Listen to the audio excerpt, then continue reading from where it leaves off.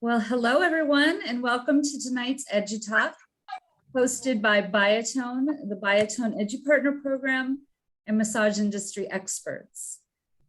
Through EduTalks, Biotone continues to support virtual learning and building massage community by connecting you with industry experts who share their knowledge and expertise on topics for class discussion and career success. Tonight's expert is Felicia Brown, owner of Spahalutions, a conference presenter and author of Creating Lifetime Clients, How to Wow Your Customers for Life, and Free and Easy Ways to Promote Your Massage, Spa, and Wellness Business. As a business and marketing coach, Felicia loves helping others succeed by providing thought-provoking solutions and supportive motivation for massage, spa, and wellness professionals. You can view Felicia's previous EduTalk and EduTalk author series on biotone.com. So let's listen and learn as Felicia shares how to recognize warning signs of inappropriate client intentions and how to prevent or redirect potentially uncomfortable or scary situations. Felicia offers tips for building knowledge and confidence to protect yourself by learning the most common red flags and subtle signals of sexually inappropriate clients. We want to thank you all for joining us tonight. Please be sure your video is turned off and sound is muted. Please chat questions during the talk for Felicia to answer at the end. And now, Felicia, I'll turn the screen over to you.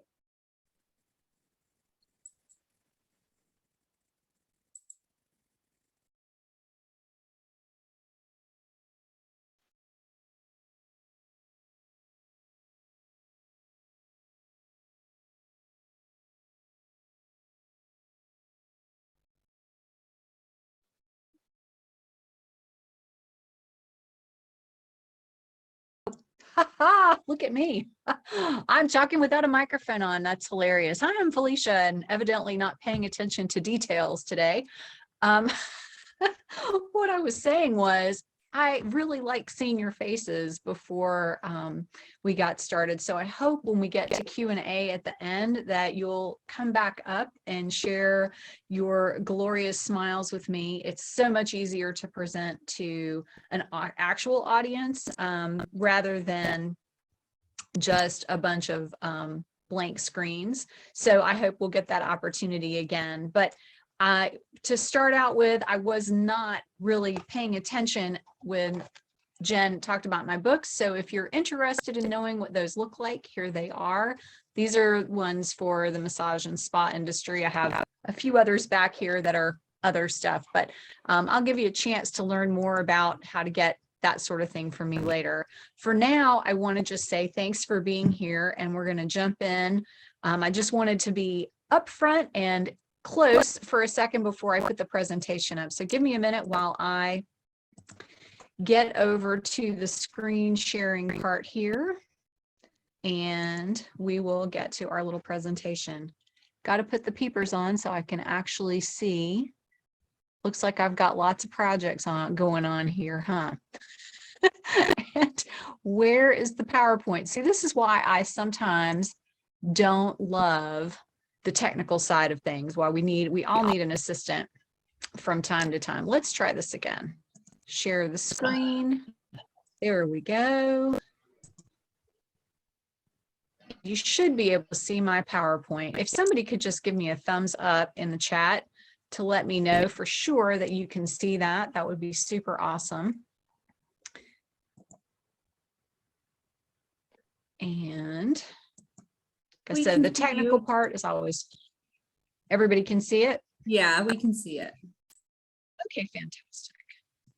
All right, so today's class is about, or presentation is about red flags, signs of potentially inappropriate clients. And I actually added that word potentially after I gave the description for this class, because I think it's really important that we recognize that these are potential red flags, and not that we think, oh my gosh, if I see one of these, that means this person is a perv and they're off my table and I'm going to, call the cops or pull out my taser or whatever. That is not the case. And I think that's really important. I mean, there are some red flags that absolutely are that way. And we'll get to those, but first things first, Jen did give a lovely introduction for me, and I appreciate all of that. Just to give you a slight bit more background, I've been a massage therapist since 1994. And in that time, I've been an owner or partner in 4 spas that all revolved around massage therapy. So in practice for 27 years, and I have worked with hundreds of therapists in my own practice. I've also taught classes on ethics practically my whole career. So I've heard lots and lots of stories in addition to the ones that I've experienced in my own businesses. Something of interest is that I also work as an expert witness in the massage and spa industry. And what that means is that I actually see cases about inappropriate client behavior as well as inappropriate therapist behavior all the time. And most of the cases I work on are not about inappropriate clients, but they do come up. So all of that to say, this is just an area that I have a lot of interest in, and I'm always learning more.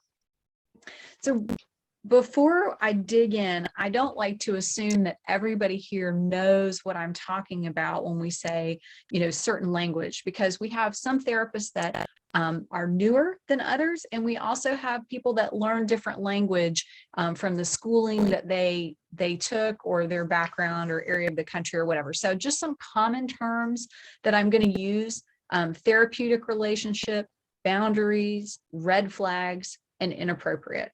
I think we should all know what they mean, but just in case.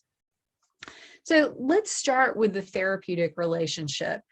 I also refer to this quite often as the therapeutic container.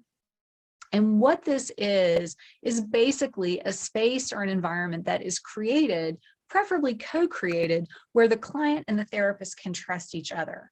And by the way, I do hear some background noise. So if you aren't 100% sure that you're muted, just make sure to go ahead and do that so that we don't hear any of that background noise through the presentation. Anyway, the therapeutic relationship or the therapeutic container is a place where both you and the client feel secure and safe and at ease so that the best outcomes are possible. And I think it's important to recognize that this is really vital. It's not just about the client. It's also about the therapist, because if you are stressed as a therapist, then you're not going to do your best work, right? You're not going to be able to really assess the client well. If you're on guard or thinking about certain things, you are not going to be able to feel comfortable, really saying what's on your mind or telling them what you're noticing. And if they're stressed or tense, are not going to be able to accept the work that you offer. But beyond that, it's also about just feeling safe, right? Feeling safe and creating a safe space for that healing to occur. So that's our term number 1. Number 2, boundaries. In any ethics class, you're going to hear this word come up again and again, but what exactly do they mean? Or what does that word mean? Well, it's a variety of things, but essentially you're boiling it down to policies, guidelines, and practices which create a boundary or a separation between the client and therapist. So this can be anything from draping to cancellation policies to the way you schedule your clients. It could be physical boundaries, like the fact that you don't want the client to touch the therapist during the session. It could be the types of products that you use. I mean, really, it's any number of things, but basically what it's doing is setting guidelines for that therapeutic container or that therapeutic relationship. And when those boundaries are crossed, it can cause some problems. And we'll talk about that some of it's inappropriate, some of it's not. But another thing that's important to recognize is that some boundaries are flexible, like your cancellation policy, for example. You might be willing to give someone a little bit of a credit, if they cancel late because they've been a good client. It's not really that big of a deal, right? It's just you making an adjustment based on your relationship with the client. However, laws are different, and they are boundaries that can't be adjusted. Something is, it's not just, well, maybe it's a little illegal. It's either is or it isn't. So it's important to recognize that not all boundaries are created equal, if you will, but they can all affect that therapeutic container. Now, what is a red flag? I define red flag as some type of a cautionary sign or an indicator that a boundary has been crossed or is potentially going to be crossed, and it feels threatening, uncomfortable, possibly damaging to the therapeutic relationship, maybe uneasy. And this could be something that happens by the client's choice or by the therapist's choice, or sometimes both. And it takes some time, maybe when you're newer in practice, to recognize these, or to, whether in yourself or in the client. And they're not always, red flag isn't always a cautionary, or I shouldn't say, it's not always a definite indicator of someone planning to be inappropriate. And I think we've already talked about that. So what is inappropriate? Well, there's a lot of words we could use to describe it in the massage world, but in particular, what we're looking at is something that's not proper for the situation, meaning the professional massage therapy setting. It's not proper, it's not appropriate, it's not correct. And this could be any number of things. Inappropriate touching someone, on a private area like their breast, for example. If a client were to grab you for whatever reason, obviously that's inappropriate. But some things that are inappropriate may be non-sexual completely. So that's something that kind of is situational. You have to see what's going on to know whether it's inappropriate sexually or just some other type of boundary violation. But regardless, it's really important for you to remember as a therapist that sexual touch by your client or to your client with your client is never appropriate in the massage room. And I think we all know that, but given the number of cases that I work on related to sexual assault or inappropriate sexual touch in the massage workplace, it's pretty clear some people don't know that. So we'll just put it out there again and make sure everybody's on the same page. And by the way, I do want to say that I asked Jen at the beginning, before she introduced me, to make sure that if there were questions that popped into the chat while I'm going along, that she feel free to share those. So if while I'm talking about these things, the red flags and whatever, you have a question or you have a situation that you want to share that's relevant in the moment, then feel free to go ahead and type it in. We will take time for questions and answers at the end, and I am perfectly willing to stay after to have that discussion with people. So you don't need to feel like, oh my gosh, we'll only have 5 minutes. There's no way we'll get to it. But if you do have things that pop up while we're going along, just feel free to put them in the chat and we'll check in. So Jen, I'll just say, if you have a question that comes in, just pop in and let me know when I'm on a break between slides. Okay, so let's get into some red flags. I will tell you that when I first started teaching this class, I just kind of had one long list of red flags. And as I started thinking about it, I realized that they're not really all the same. In fact, some things are more subtle than others. So we're going to start with what I would call subtle red flags. And some of these, again, may not mean anything, but they could. So for example, somebody calls and wants an immediate appointment. Now, I can tell you as a therapist for 27 years that I've had many clients call and want an immediate appointment because they slept funny and their neck hurts and they can't turn it, or they just had a really stressful day and they can't take one more minute at work and they just need a massage. So those kinds of calls are totally legit. What we're talking about here is a little bit more random than that. And it's a potential red flag to pay attention to, particularly with someone you've never seen. And similarly, and often hand in hand with an immediate appointment is someone who's coming in from out of town. They don't live in your area and they're just passing through and they want to get a massage right now while they're on a break or whatever it is. They're just here for the night. So those two things that sometimes can kind of come together can be an immediate red flag. Again, I've also worked on plenty of people that truly were just passing through town and it was not a big deal. I remember working on someone from Marvel Universe one time in this very situation, and she was a stunt woman one of the hardest massages I've ever done, and she was in pain from having been performing. So not always an indicator that someone's going to be inappropriate, but something else, requesting out calls, hotel calls, or home visits. If this is a regular client or someone that you know, probably much less of a concern. But if it's someone you've never met before, then this is a place to think cautiously and, let the feelers go out and go, okay, maybe I need to pay closer attention on this. They don't want to give their full name or phone number. Boy, that person's not even coming in as far as I'm concerned. But if you have someone hesitating with that type of thing, then that's yet another subtle but serious red flag to pay attention to. Someone complaining of an old football or sports injury. That seems like it would be a pretty legit complaint for massage, doesn't it? But my experience has shown that oftentimes that's kind of something that's being said with a little bit of bravado, if you will. Oh yeah, I got this old injury from back when I was playing ball. And that's just a lead into whatever is going to come next. For example, not wanting to fill out a health history form because they don't want their wife to know that they get massage therapy. Or their spouse, I guess I could say. Maybe they're that person that's passing in from out of town. These things start to stack up, and so on. Other boundary weaknesses that I think of as being subtle, being late, asking you a lot of overly personal questions, or initiating personal conversation.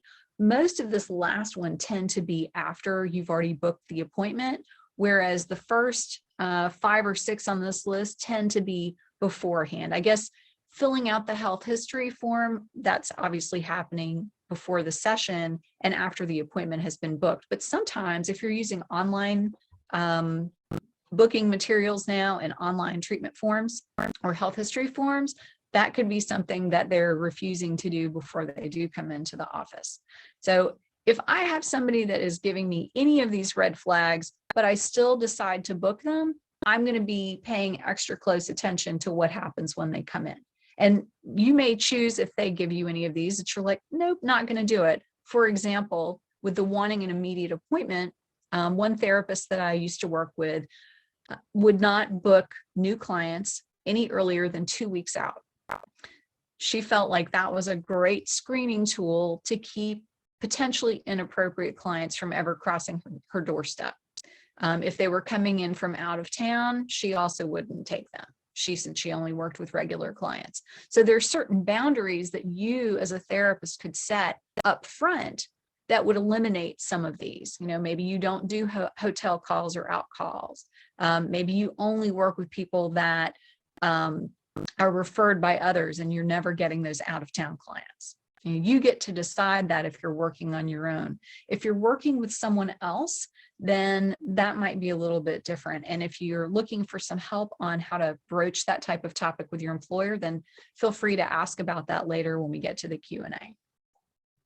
I don't see anything popping into the chat, so I'm going to assume we don't have any questions yet. Moving on to some indirect red flags. Now, these could come in over the phone or through an email or a text. I see quite a few things that are being shared online and Facebook and wherever about texts that they're getting. Someone's making off-color or flirtatious comments or compliments. That is a big red flag for me. If someone's complimenting me before they've even met me, but they're complimenting me while trying to book an appointment, that's just a no-go for me. Once they're in the office, or maybe before they are, asking for ab work, groin work, or inner thigh adductor work.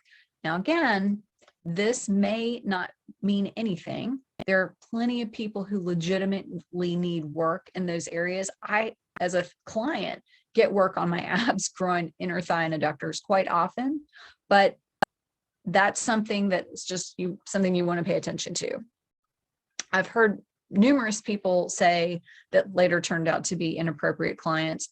Oh, I want a therapeutic session, right? This is a therapeutic massage, isn't it? Or, hey, I just want to make sure, I don't want anything funny. This is legit, right? So when you have someone that's asking questions like that, if you if all of your marketing materials look completely professional, then this is definitely something to be concerned about with them. If your website or your marketing materials are a little iffy and you're getting questions like that, you might want to redo them. Because you want to make sure the messages you're putting out there are professional and they can't be misconstrued. Some potentially inappropriate clients will ask for a female therapist or a therapist of a specific gender only. Again, we all have experienced that some clients only want a particular gender because that's who they feel comfortable with. There's nothing wrong with having that preference. However, that could be something that is an indicator. Questions about your appearance, what you're going to be wearing, definitely a no-no. Or I've had some people ask if the massage is nude and want to know, if the therapist will be wearing clothes. Pretty obvious what's on their mind there, right? There is actually a technique, for the life of me, I cannot remember what it's called, that is supposedly some type of Japanese technique where the massage therapist applies oil with their naked body. So if you happen to know what that is, type it in the chat so we can all learn. I just can't remember it, and I couldn't think of what it could be or what would be close enough to it to do a search on it. Feels like it's a short, like 4-letter word, Nibu, Nirai, something, I don't know. But there are people that will ask that type of question because they're hoping that they're going to get you to rub massage oil on them with your naked body.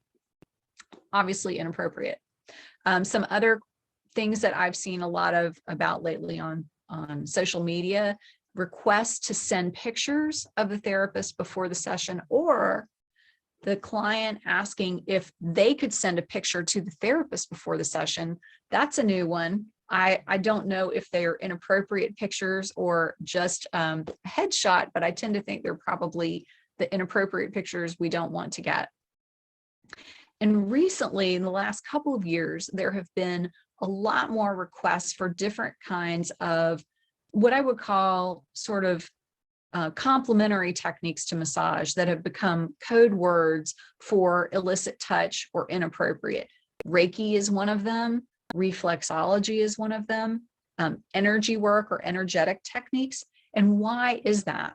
Well, I can't speak 100% for people that are using these, but the best I can see is that these modalities are not regulated typically under licensure. Reflexology is becoming more regulated, but because of that lack of regulation, those that are providing illicit touch services intentionally, meaning someone who's providing sexual touch for money as a career, have co-opted those modality names. And as a result, or perhaps just in tandem with that, people who are looking for inappropriate or illicit touch services are using those words. So it's not that there's anything wrong with those modalities, but it is something to pay attention to when you're looking for inappropriate clients or trying to screen them out. Makes me sad. I have opinions about the illicit touch services that we can talk about later once we get through this, if anybody is curious. All right, so into some more suggestive red flags that come about. Someone says they don't want draping, or they ask if draping is optional. I'm sure there's plenty of nudists out there that really like to feel free, but this could be a danger sign.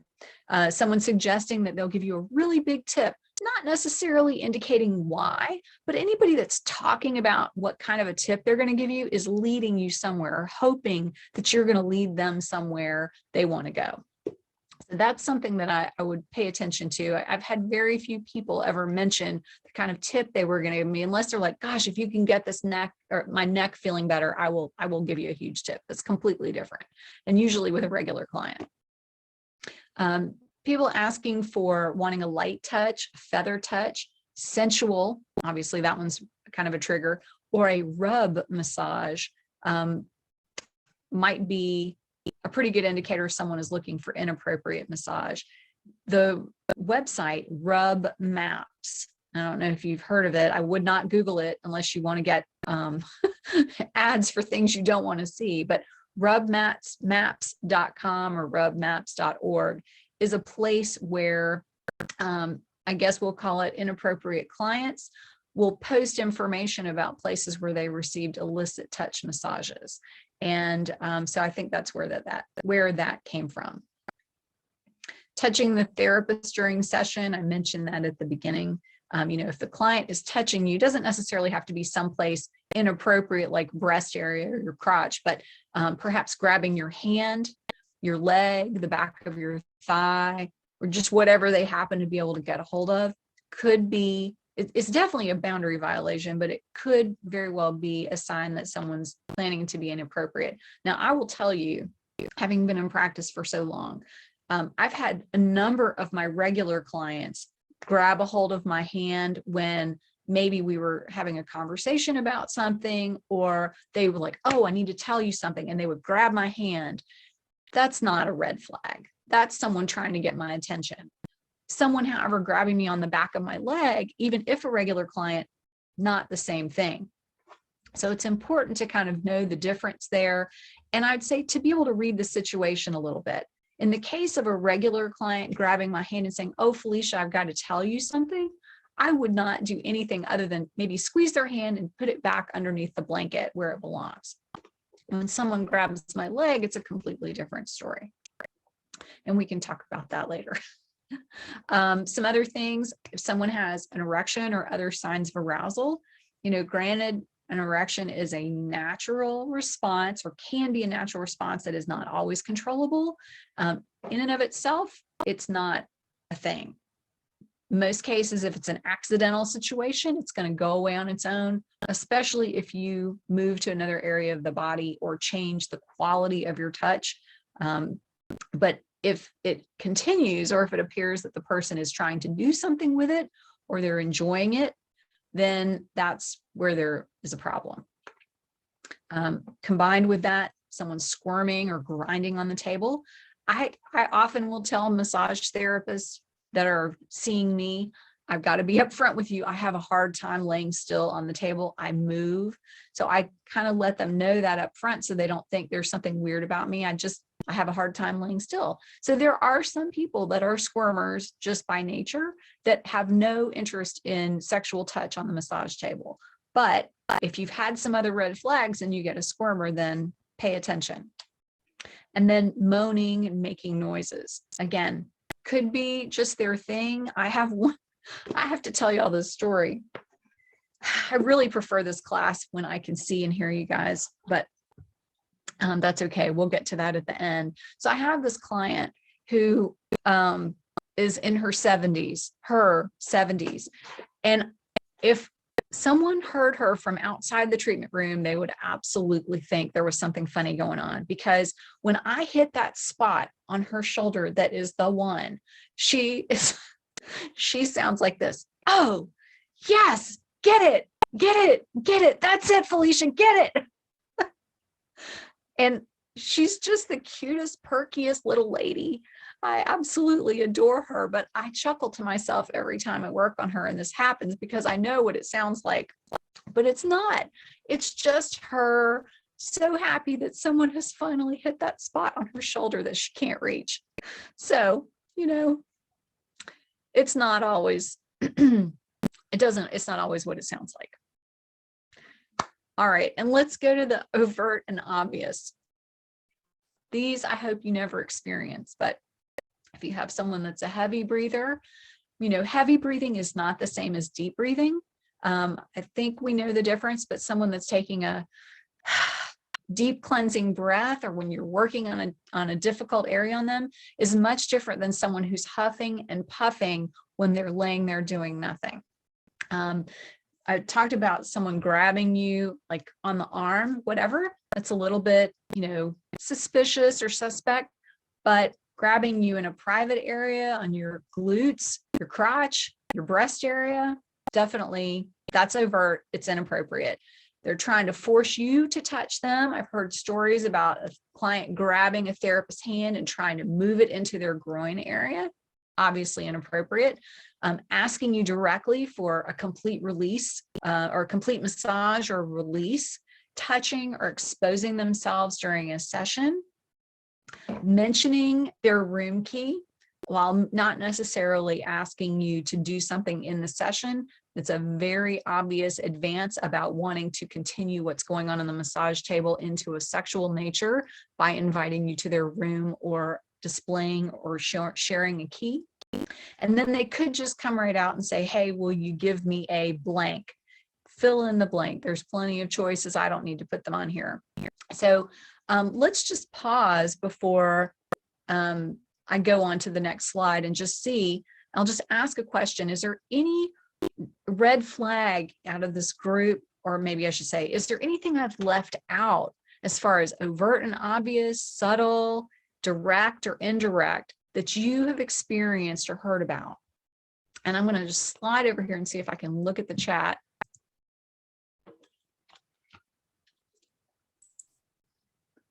Let me know if you want me to read anything, but so far I don't see any come in. Okay, well, I do see, thank you so much, Renee. Renee got me the word I was looking for about the rubbing your naked body on a client with oil, Nuru massage. Renee says, heard of it, but definitely not something I would ever even begin to think of offering. Well, of course not, Renee. No one in this class is going to be doing that. When I've seen that advertised, the Nuru massage, it has not been legit licensed massage therapists. It has been illicit touch businesses. In fact, the first time I ever saw it, I was driving down the road and saw this big neon poster board sign taped or stapled to a telephone pole. And it said, body rubs, $59 or something like that. And I just about wrecked my car trying to stop and pull over to get the website. So when I got the website, I immediately went home and looked it up because, you know, I teach ethics and I'm like, this has got to be crazy, you know, not legit. So I went online, looked it up, and that's where I saw that term, the Nuru massage. One thing that clued me in pretty quickly that this was an illicit touch business besides the poster board sign was the fact that you had to agree that you were 18 years old or older to enter the website. Okay, so I don't see anybody sharing any additional red flags. And if you think of them, you know, feel free to put them out there. Every time I teach, I'll hear something new, and I try to keep compiling them into this list, but I'm sure there's some that I passed by. So out of all of these, the one thing I didn't mention was what I consider the most important red flag. Well, let's see if it's going to let me move. Oh, here we go. The most important red flag is your intuition. Let me say that again. The most important red flag is your intuition. It is entirely possible that you will have someone come in who doesn't really display any of these red flags, but you just have a feeling. And then suddenly something happens. I suppose they might just overtly ask you or take the sheet off or whatever, but they haven't given you any reason to suspect that something could happen. So if you don't get anything else out of this class or this presentation, this is the most important thing. It's really vital that you learn to pay attention to, you know, your spidey sense, your antenna, your gut feeling when it comes to dealing with clients, that you're paying attention and listening. It doesn't always mean, just because you sense something doesn't mean that something bad is going to happen, but it gives you an opportunity to sort of put your guard up, to, you know, document what's going on. I'll give you an example. This was not a sexually inappropriate client, but it was really weird. So years ago, I worked at this salon and I would do massage for them just on demand. I didn't really have a schedule. We were all on call back then, it seems like. But I got this call for a client. He had been to the salon before, they knew him, and he had gotten massages there from whoever the massage therapist was before me. She wasn't there anymore. And so anyway, I got this call to see him, booked this guy for an hour massage on a Saturday morning. And when I got there and I went to hand him the health history form because I couldn't find one on file for him, something was just weird. little spidey sense went off. But I gave him the form and he started filling it out, and it took him a really, really, really long time, like 10 minutes to fill out this one-sided form. And when he handed it back to me, it just had his name and address on it, and that was it. So I'm not sure why it took him so long, but anyway, immediately I was like, I got to pay attention to what's going on here. I don't know what it is, but I took him back to the massage room, and he asked me if he could reduce the time. He wanted to only do 30 minutes instead of 60. I was kind of irritated, but I was like, okay, whatever. So I get him on the table, and because I had this weird feeling, I was like, you know what, I'm just going to be super clinical about this massage. So I kind of cut back my normal friendly, outgoing personality and was very clinical with him, just kind of yes sir, no sir, whatever. So I'm doing the massage, and as I'm working on him, no matter what side of the table I was on, I noticed he was looking at me. So if I was on his right, he was looking at me. If I was on his left, he was looking at me. And he was making some really kind of odd faces too, like not pleasurable faces, just sort of weird faces. And I kept asking him if he was okay and whatever. And he said he was, but the whole experience was just really strange. So finally the massage ended, and I went out to the, go clean up or whatever. And I'm waiting and waiting and waiting for him to come out. And finally, one of the hairdressers in the salon said, "Hey, Felicia, I think your client just ran out the fire exit." I was like, what? Well, sure enough, the guy had bolted, like he did a walkout like we used to have in the restaurant business. And I realized that's why my spidey sense was going off, because there was something not right. Well, it doesn't really matter what happened, but what I'll tell you is that intuition, while it didn't stop what happened happening, but it kept me from being completely shocked. And I feel like I handled the situation in such a way that I was prepared in case something did happen. So pay attention to your gut intuition and feelings about that when you have any of these red flags, or even if you have none of them, because it is often the thing that is going to be the real indicator of something happening. So again, if you have questions, remember to post them in the chat. We're going to keep going, and we're going to talk about, hate to say it, we're going to talk about therapists a little bit. I know that's not what this class is called, but I want to just give you some ideas about things that you might want to pay attention to help prevent inappropriate type situations from occurring. Now, I want to say with that, I am in absolutely no way saying that if someone is inappropriate with you, it's your fault. Not at all. Their actions are on them. However, there are some things that might send the wrong message to a client who already has in their mind that they might be inappropriate or that they're looking for something. And so you want to just nip that in the bud. One of the biggest things I've seen issues with is provocative attire and makeup. And when I say provocative, I mean, I'm not saying like people are wearing, something really risque, but I have seen massage therapists work with like low cut shirts or something that's really tight and form fitting, whether it's a shirt or pants, maybe something that doesn't cover all their skin, or makeup that's more suitable for nightwear, like for a date than it is for the workplace. Even really casual language, where someone talks to a client as if they met them at a bar or a restaurant, rather than they're treating them clinically in their practice or spa.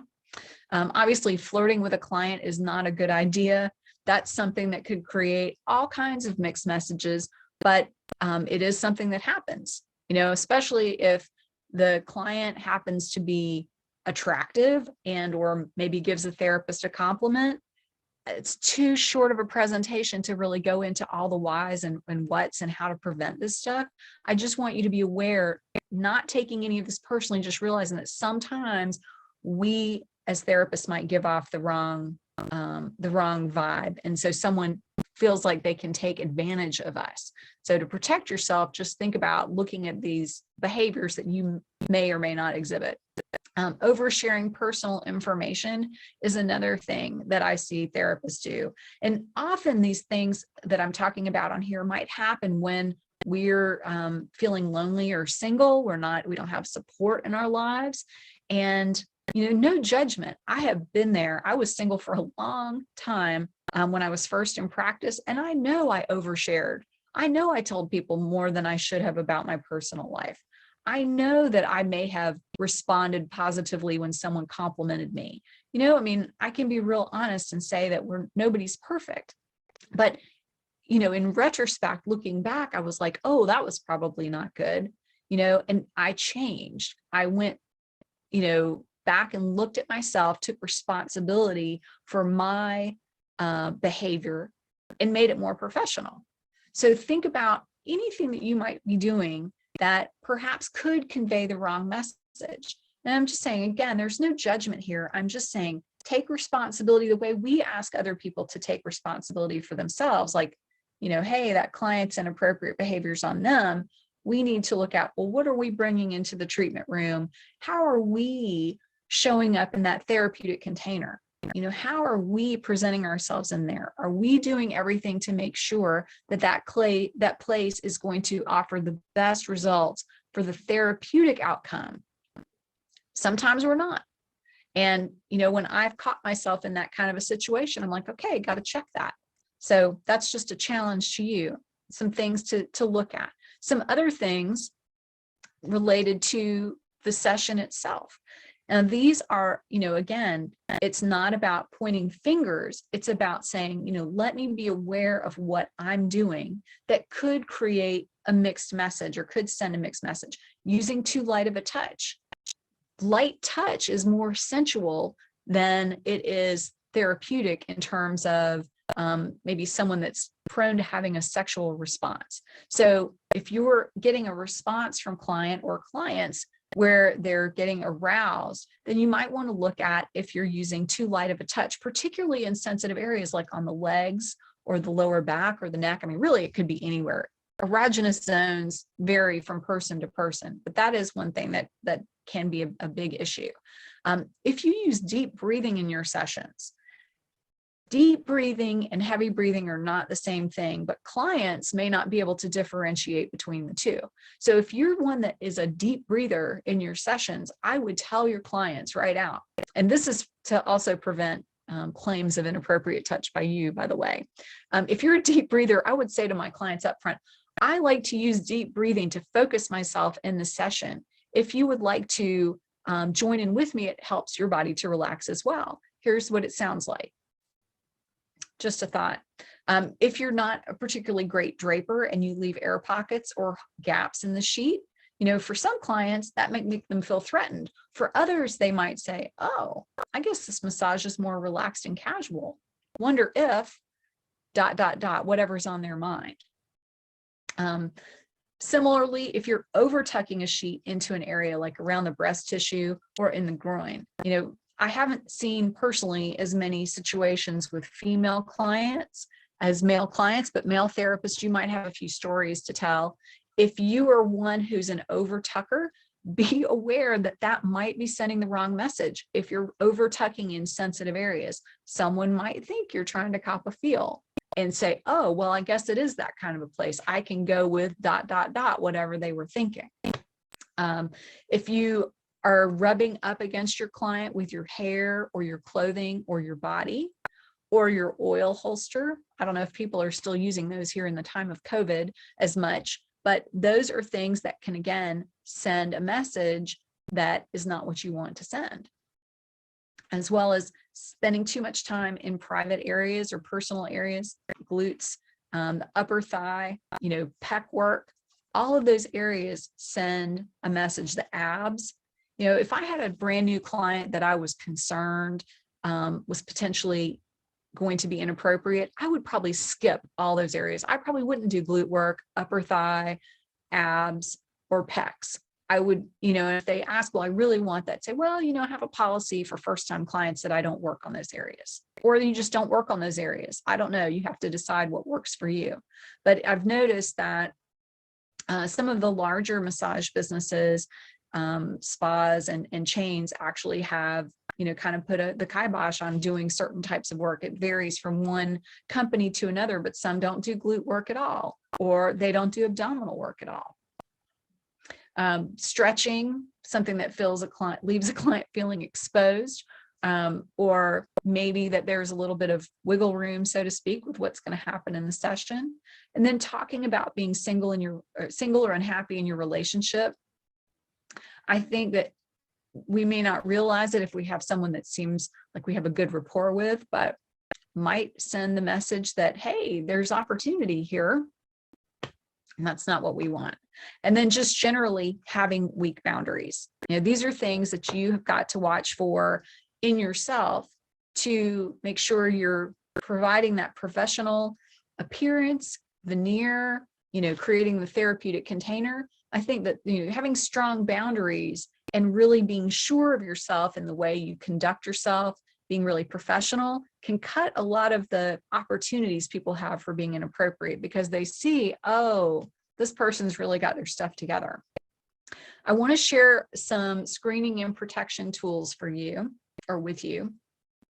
I've talked about some of these as we've walked through the presentation, but just a quick reminder, don't take same day or walk-in appointments, work on referrals only, require a health history form. That's really pretty much a requirement in all states that have licensing, to have some type of form. So you should be doing that anyway, but I know some people don't.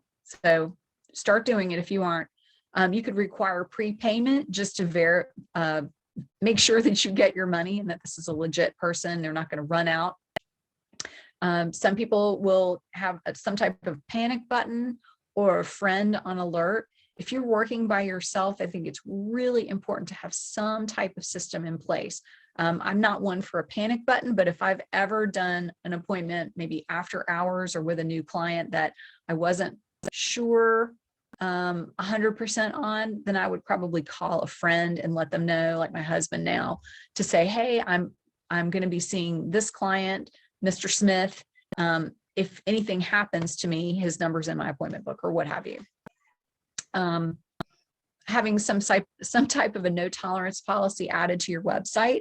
And in fact, Respect Massage, the website here, has got this great logo that you can use on your website. You can put it on signage, you can post it in your practice, you could put it on your social media. I mean, any place that you want to, but I would go to that website and take a look at their resources. And there may be some others out there, but this is one that I found that I thought was good. I mentioned not working alone. It's kind of hard when you're in solo practice to not work alone. So maybe the better thing to say there is, don't work alone with clients you don't know. And that's a little tricky as you're getting started. But for me as a female therapist, I would feel much more comfortable working on a female client after hours than a male client after hours if I didn't know them. So you have to establish what your boundaries are. Maybe it's something where you have a friend come into the office, or you, again, have that safety system where you let somebody know what's going on if there's any concern. One of the big things, though, in all of this is sticking to your boundaries. Where I have seen problems with people, and not just sexually inappropriate, but just inappropriate clients in other areas, is that there may be a push to get you to work outside of your boundaries. Can you stay late? Can you work longer? Can you come in on your day off? Can you give me a discount? All of those sorts of things are just ways to kind of get you to shift what you do and get off your game, so that when the big request comes, they've already chinked away at your armor. Sounds a little like warfare, sorry, but it kind of is. When it comes to protecting yourself, you just have to be vigilant. So I want to speed things up just a little bit here. I don't see any questions, but I know we're running over an hour, or not running over an hour, but we're probably about 45 minutes here. There's just so much to say on this topic that I guess we should do another session.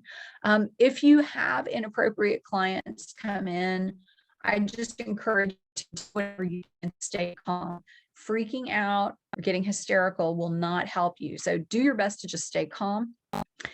If it's not overt, if it's any of the first 3 sets of slides of those types of red flags and something happens, I would suggest that you use these redirect techniques. But if it is overt, immediately stop the session and get out of the room. If it's something that you think you can maintain control over, then you can redirect comments, and you can also redirect the type of work that you're doing so that you're not working in any of those sensitive areas, as I've mentioned before. If you think the session is salvageable and that this is just kind of someone testing the boundaries, here's one redirection idea. This is from a friend that's actually formerly with Biotone, Angie Dubas. Some of her great videos, I think, are still on the Biotone website. Lots of great spa treatments on there. Angie said, I'm picking up on some sexual energy here, which is healthy and natural.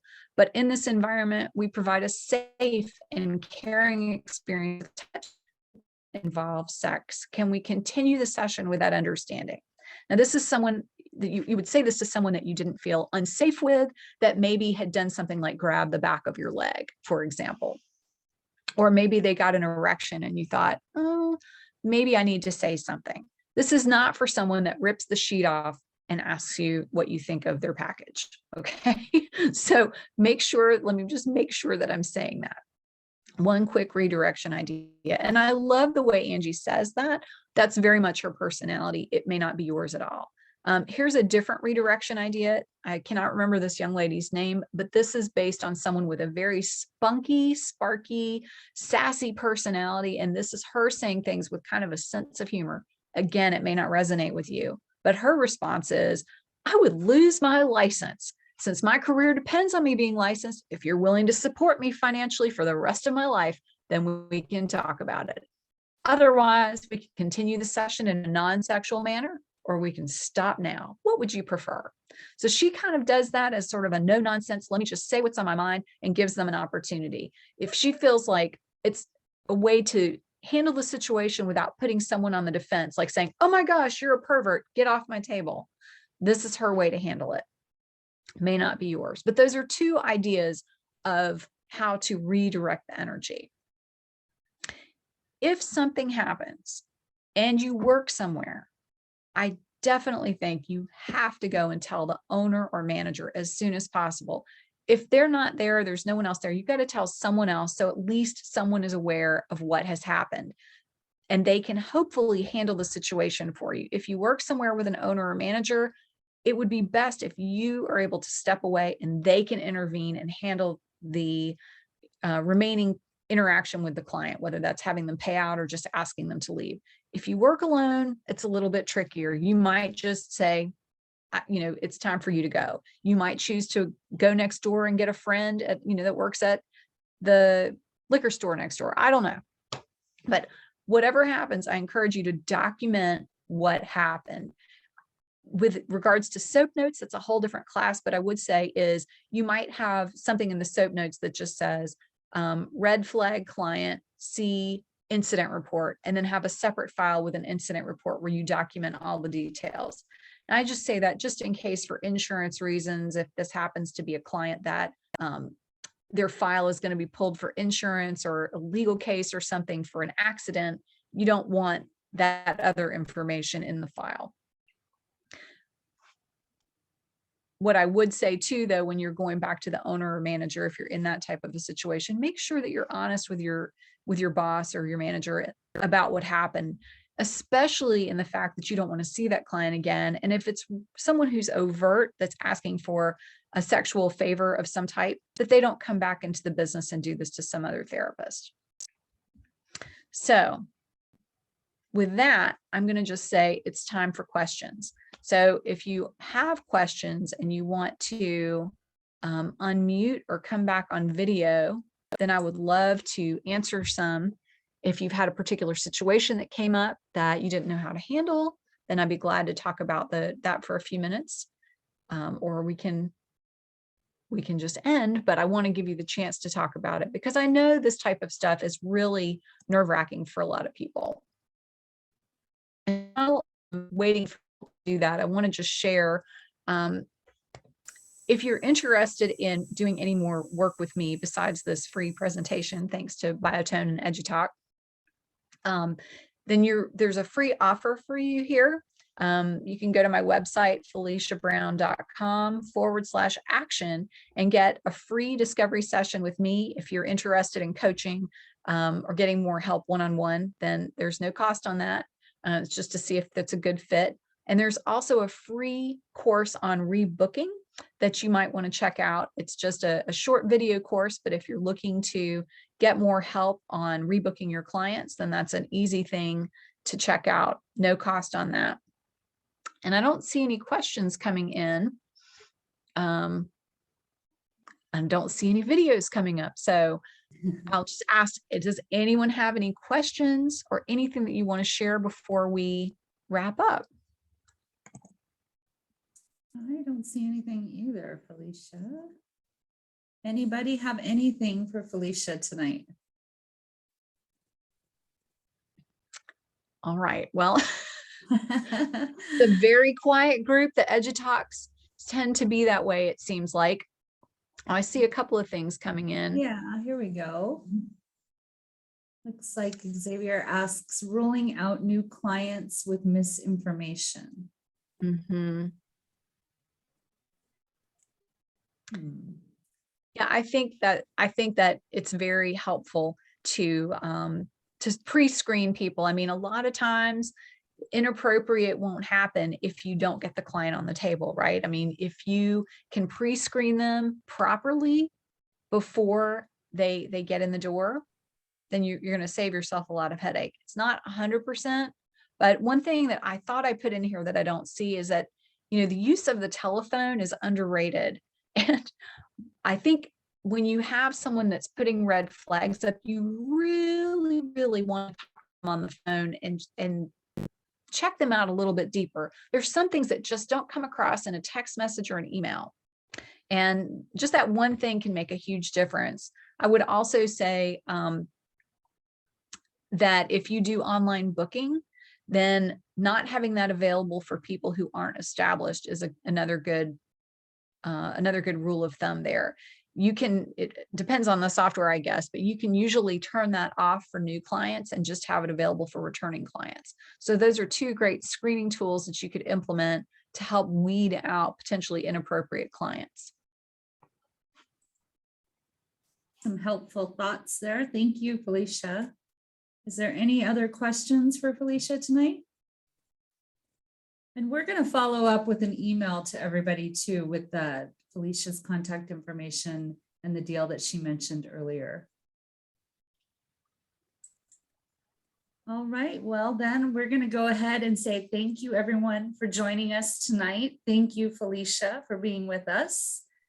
And we just want to remind everyone of our upcoming EduTalks. December 7th, we have Demystifying the World of Kinesiology taping with Drew Freeman. December 14th, How Trigger Points and Stretch and Corrective Exercise Reduce Muscle Pain and Tension with Sandy Dirks and Enid Whitaker. And again, Felicia, thank you so much. Everyone have a happy Thanksgiving and we'll see you next time. Thanks to Biotone and EduTalk for having me. And y'all check out Drew. He's awesome. You'll love him. Thanks so much. Good night, everyone.